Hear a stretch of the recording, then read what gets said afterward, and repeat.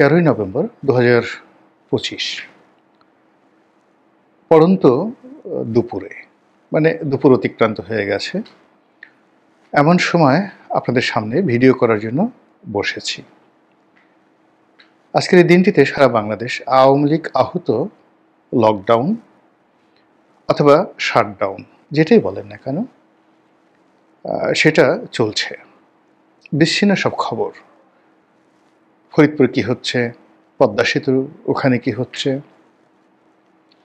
তারপর টিএসসিতে কী হচ্ছে, ঢাকার বিভিন্ন এলাকাতে কী হচ্ছে, সারা বাংলাদেশে কী হচ্ছে, এগুলো কতটা বাস্তব আর কতটা গুজব আমরা আসলে সত্যিকার অর্থে বুঝতে পারছি না। আওয়ামী লীগের যে সকল লোকজন এই অনলাইন প্রচারণায়, যেটাকে বট বাহিনী বলা হয়, বাংলাদেশে একটা সময় বট বাহিনী বলতে জামাতের বা শিবিরের যারা লোকজন তাদেরকে বোঝানো হতো, অর্থাৎ ইন্টারনেট প্রোটোকল ব্যবহার করে সফটওয়্যারের মাধ্যমে তাদের চিন্তা এবং চেতনা সকল মানুষের নিকট পৌঁছে দেওয়ার জন্য যে লোকজন নিয়োজিত ছিলেন বা আছেন তাদেরকে বলা হয় বট বাহিনী, বিওটি। এটা মূলত একটা সফটওয়্যার। তো এই সফটওয়্যারটি ব্যবহার করে গত সেই 10-12 বছর ধরে একছত্র আধিপত্য দেখাতো জামাত এবং শিবিরের যারা লোকজন রয়েছেন তারা। কিন্তু হাল আমলে মনে হচ্ছে যে জামাত শিবিরের সঙ্গে পাল্লা দিয়ে হয়তো আওয়ামী লীগের বট বাহিনী আরও বেশি, যাকে বলা হয় সামাজিক মাধ্যমে রীতিমতো হইচই ফেলে দিতে পারছে। এবং সবচেয়ে বড় ব্যাপার হলো যে আওয়ামী লীগের শীর্ষ পর্যায়ের যে সকল নেতৃবৃন্দ রয়েছেন তারা যে সকল কথাবার্তা বলছেন বা প্রমোট করছেন, এই বট বাহিনীর বিভিন্ন ভিডিও ফুটেজ তারা নিজেরা বিশ্বাস করছেন এবং নিজেরা নিজেদের পেজ থেকে এগুলো আবার তারা প্রচার করছেন। ফলে সত্য হোক মিথ্যা হোক, যখন দায়িত্বশীল কোনো রাজনৈতিক নেতা তিনি এই ধরনের কোনো ভিডিও বা অডিও ফুটেজ তিনি শেয়ার করেন, ধরে নেওয়া হয় যে তার সঙ্গে তার সমর্থন রয়েছে। তো যেটা বলছিলাম যে আওয়ামী লীগের যে বট বাহিনী তাদের যে কর্মকাণ্ড, সেই কর্মকাণ্ড এখন সামাজিক মাধ্যমে 1 নম্বর। জামাত শিবিরের কর্মকাণ্ড চলে গেছে। 2 নম্বর হলো যে ইউটিউবে একটা সময় যাদের খুব প্রভাব ছিল, ইনফ্লুয়েন্স ছিল, শেখ হাসিনা বিরোধী কথাবার্তা বলার কারণে আওয়ামী লীগের লোকজন শুনতেন, সরকারি কর্মকর্তারা শুনতেন, সবাই মনোযোগ সহকারে শুনতেন। কিন্তু এই যে গত 14 মাসে সোশ্যাল ইনফ্লুয়েন্স করার ক্ষেত্রে জামাত এবং বিএনপির যে সকল লোকজন ছিলেন তাদের সেই ইনফ্লুয়েন্সটা এখন কমতে কমতে এখন এতটা নেতিবাচক হয়ে গেছে, জামাতের লোকজনও সেই কথা শুনছেন না, আর বিএনপির লোকজন তো একেবারেই শুনছেন না। আর আওয়ামী লীগের লোকজন যেটা আগে শুনতেন যে দেখি কি বলে, সেটা এখন তারা বলতে গেলে ব্লক করে দিয়েছে। ফলে সামাজিক মাধ্যমে ঠিক আওয়ামী লীগের ওরকম কোনো ইনফ্লুয়েন্সিয়াল ব্যক্তি তৈরি হয়নি। জামাতের যা ছিল তা চলে গেছে, বিএনপির যা ছিল তারাও চলে গেছেন। কিন্তু এই একটা বিশৃঙ্খল যে সামাজিক মাধ্যম, যেটা মূলধারার গণমাধ্যমের সেটা অনেক অনেক শক্তিশালী, সেটা বিচ্ছিন্নভাবে অস্থিরভাবে পায়চারি করছে। আর সারা দেশে মানুষের মধ্যে এক ধরনের ভয় এবং আতঙ্ক, এক ধরনের অবিশ্বাস, এক ধরনের অনাস্থা তৈরি করে ফেলেছে। এই হলো সামাজিক মাধ্যমের অবস্থা। আমাদের মূলধারার যে গণমাধ্যমগুলো আছে প্রায় সকলেরই তারা এখন মাল্টিমিডিয়া সেকশনটাকে, মানে সামাজিক মাধ্যম নির্ভর, সেটা Facebook, YouTube, Twitter, LinkedIn, Twitter তো না, এখন এক্স হ্যান্ডেল, এইগুলোতে তাদের যে অ্যাক্টিভিটিস, সেই অ্যাক্টিভিটিস প্রিন্ট বা তাদের অন স্ক্রিন, যেমন টেলিভিশনের যখন একটি প্রোগ্রাম থ্রো করা হয়, অন এয়ার করা হয়, এটিকে অন স্ক্রিন প্রোগ্রাম বলা হয়। তো এখন অবস্থা হলো যে প্রোগ্রামটি অন স্ক্রিন একটা সময় 10 লাখ লোক দেখতেন, কমতে কমতে 1 লাখ, আর এখন যখন কোনো একটা টেলিভিশন চ্যানেলের স্ক্রিন খোলা থাকে 2-3 হাজারের বেশি লোক কিন্তু অন স্ক্রিনে থাকে না। এটা হলো বাস্তব। আর যে সকল ছোট ছোট টেলিভিশন রয়েছে তাদের অন স্ক্রিনে সারা বাংলাদেশে 500 লোকও থাকে না। এটা হলো বাস্তবতা। তো সেই যে বাস্তবতা, সেই বাস্তবতায় দেখা গেল যে তাদেরকে নির্ভর করতে হচ্ছে সামাজিক প্ল্যাটফর্মের উপরে।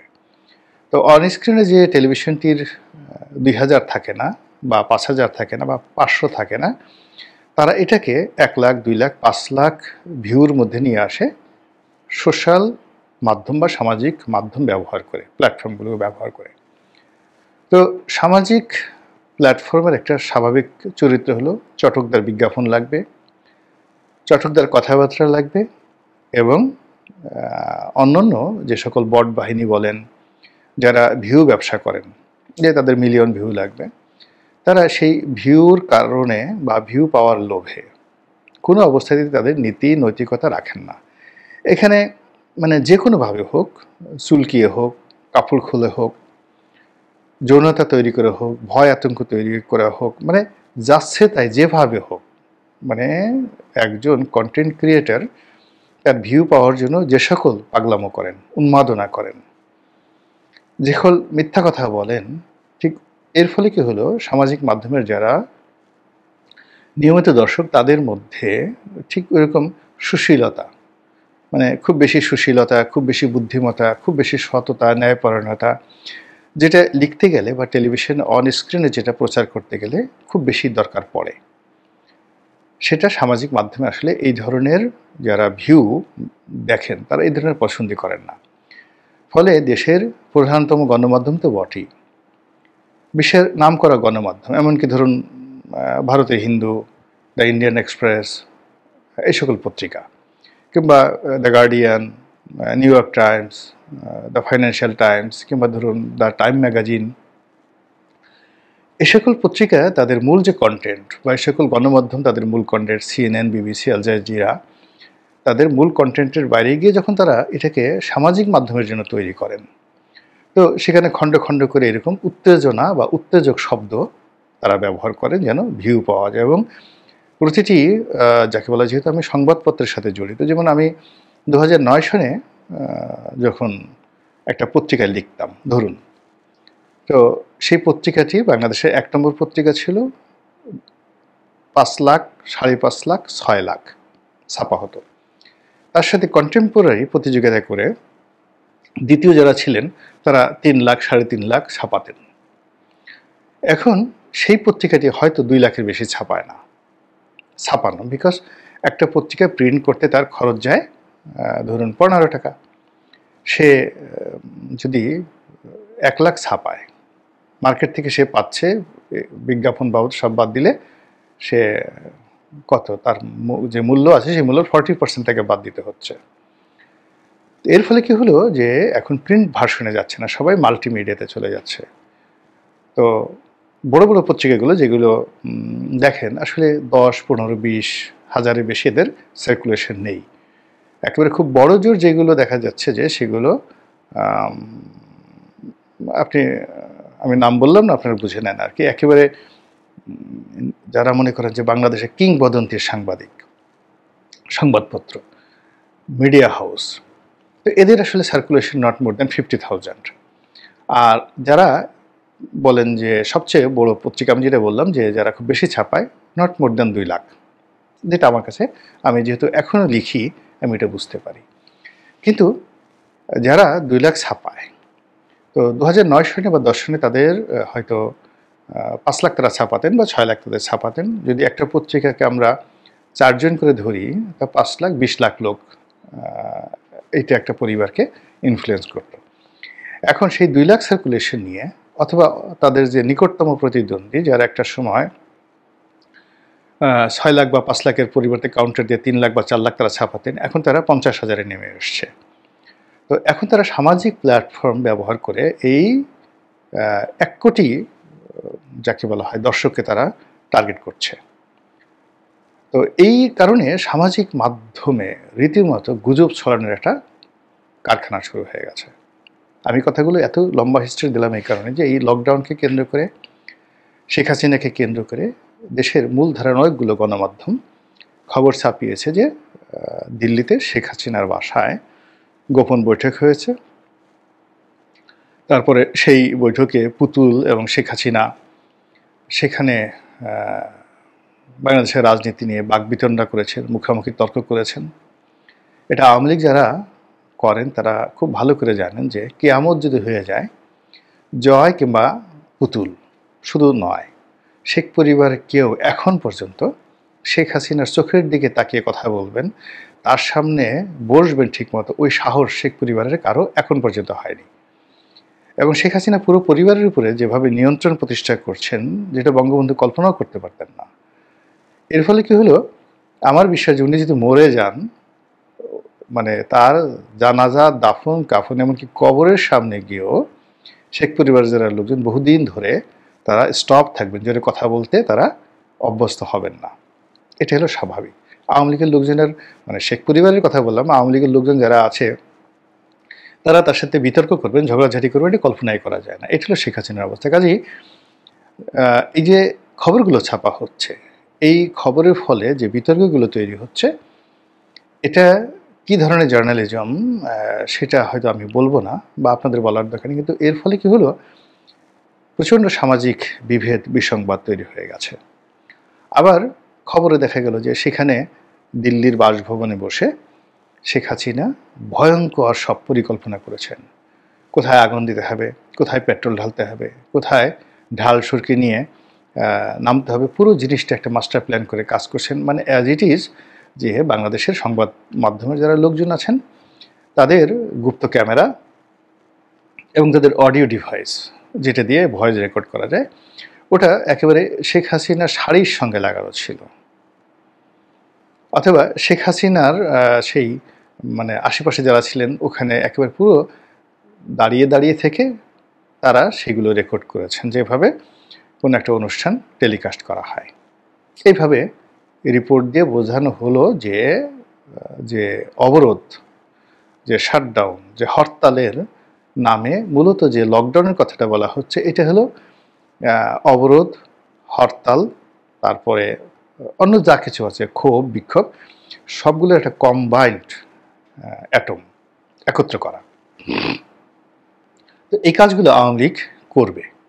এখন আওয়ামী লীগ আসলে কতটা করতে পারবে বা কতটা আজকের দিনে করছে, আমি আগেই বললাম যে এটি নিয়ে যথেষ্ট সন্দেহ আছে। আমার নিজেরও সন্দেহ আছে যে আমি তো আওয়ামী লীগের সবাইকে চিনি মোরাললেস। তো এই দুর্বিষহ একটা সময় তারা রাজপথে নেমে একটা সরকারি বড় দপ্তরে আগুন দেবে, তারপরে যাকে বলা হয় ওই সামনে এসে পুলিশের সাথে তর্ক বিতর্ক করবে, ঢাকা বিশ্ববিদ্যালয়ে ককটেল ব্রাস্ট করবে। এই জিনিসগুলো আমার বিশ্বাস হচ্ছে না। আমার বিশ্বাস হচ্ছে না এই কাজ করার জন্য অতিরিক্ত যে কলিজা দরকার, সাহস দরকার, শক্তি দরকার, শক্তিমত্তা দরকার, এটা এই মুহূর্তে আওয়ামী লীগের নেই। এটা হলো বাস্তবতা। তাহলে এই কাজগুলো তো হচ্ছে, এই হওয়ার মধ্যেই হলো পলিটিক্স। এখানে পলিটিক্স হচ্ছে বিএনপির সাথে জামাতের, জামাতের সঙ্গে এনসিপির, এনসিপির সঙ্গে সরকারের, সরকারের সঙ্গে দেশি বিদেশি গোয়েন্দা সংস্থার, এবং আওয়ামী লীগের লোকজনের তো আছেই, কিন্তু নট অ্যাজ এ হোল। এখানে কোনো একটি পক্ষ যে এককভাবে কোনো একটি কাজ করছে বা নিয়ন্ত্রণ করছে, এটা I do not believe, or আমি মনে করি না যেটা হতে পারে। এটা যুক্তি বলে। তো এই যে একটা মাঠকে আমরা মানে চাল ডালে একত্র করে দিচ্ছি, সব কিছু এলোমেলো করে দিচ্ছি, এই যে দায় দায়িত্ব আমাদের সামাজিক মাধ্যমে যারা কন্টেন্ট ক্রিয়েট করেন তাদের যেভাবে রয়েছে, ইদানিং এর সঙ্গে মূলধারার গণমাধ্যম যারা ভিউ ব্যবসা বা দর্শক ধরে রাখতে চাচ্ছেন, নিজেদের সার্ভাইভাল বা এক্সিস্টেন্সের জন্য যারা এভাবে উত্তেজনামূলক খবর পরিবেশন করতে চাচ্ছেন, তারা গত কয়েকদিনে দিল্লিকে নিয়ে, শেখ হাসিনাকে নিয়ে, লকডাউনকে নিয়ে যে সকল খবর ছাপিয়েছেন, তার প্রেক্ষিতে আজকের এই দিনে সরকারের যে একটা মানে যাকে বলে হই হই রই রই রব, ধরো, শাস্তি দাও, মারো, এবং যেভাবে আওয়ামী লীগের যারা প্রতিপক্ষ তাদের ভিতরে যে উত্তেজনা, আবার 32 নম্বর ভাঙ্গো, আবার আওয়ামী লীগের অফিস ভাঙ্গো, সব কিছু তছনছ করে দাও, যেখানে আওয়ামী লীগ পাও হাড্ডি গুড্ডি গুঁড়ো করে দাও। তো তার ফলে কি হলো যে ওইভাবে চিহ্নিত পদ পদবিধারী কোনো আওয়ামী লীগে পাওয়া যাচ্ছে না। কিন্তু এই যে এত বড় তোড়জোড়, এটা তো এটা দেখাতে হবে যে আমরা পেয়েছি ইউরেকা, তার জন্য ধরা হচ্ছে। সংবাদ মাধ্যমে আসছে 20 জন আওয়ামী লীগের কর্মী ধরা পড়েছে। আবার বট বাহিনী, তারা বলছে এই একজন ছাত্রলীগের, নিষিদ্ধ ছাত্রলীগের কর্মী ধরা পড়েছে, এই দেখো তাকে কিভাবে পিটাচ্ছে। এই পুরো জিনিসটা আপনি বিশ্লেষণ করে দেখবেন যে আওয়ামী লীগের পক্ষ থেকে যে ধরনের ভিডিও ফুটেজ, স্লোগান দেখানো হচ্ছে, সেটা হয়তো আওয়ামী লীগ জমানারই কোনো ভিডিও ফুটেজ, তার সঙ্গে ব্যাকগ্রাউন্ড মানে সাউন্ড যুক্ত করা হয়েছে। আবার ছাত্রলীগের কাউকে ধরা হয়েছে, আওয়ামী লীগের কাউকে ধরা হচ্ছে, এরকম একটা ভিডিও ফুটেজ হয়তো আজ থেকে 6 মাস আগের, 1 বছর আগের, সেটাকে বারবার সামনে এনে আওয়ামী লীগের লোকদেরকে ভয় দেখানোর যে চেষ্টা করা হচ্ছে, এতে করে যে পুরো যে রাজনীতির অঙ্গন, সেই রাজনীতির অঙ্গনের যারা তৃতীয় শক্তি, চতুর্থ শক্তি কিংবা পঞ্চম বাহিনী যারা উৎপেতে আছে, সবাইকে বিপদে ফেলার জন্য, পুরো রাজনীতিটিকে তছনছ করে দেওয়ার জন্য, সরকারকে বিপদে ফেলার জন্য, এবং রাজনীতির যে ট্রাম্প কার্ড, এটা বিএনপি, জামাত, আওয়ামী লীগ, এনসিপি এদের কাছ থেকে নিয়ে অরাজনৈতিক শক্তির হাতে তুলে দেওয়ার জন্য তারা এই সময়টিকে নিজেদের আখের গোছানোর একটা পন্থা হিসেবে ব্যবহার করেন। তার প্রেক্ষিতে আজকের এই দিনটিতে কি ঘটছে সামাজিক মাধ্যমে আর কি ঘটছে রাজপথে, তা যারা চাক্ষুষ করেছেন তারা অবশ্যই দেখতে পেয়েছেন। মহান আল্লাহ আমাদের সবাইকে হেদায়েত দান করুন এবং হেফাজত করুন। আসসালামু আলাইকুম ওয়া রাহমাতুল্লাহি ওয়া বারাকাতুহু।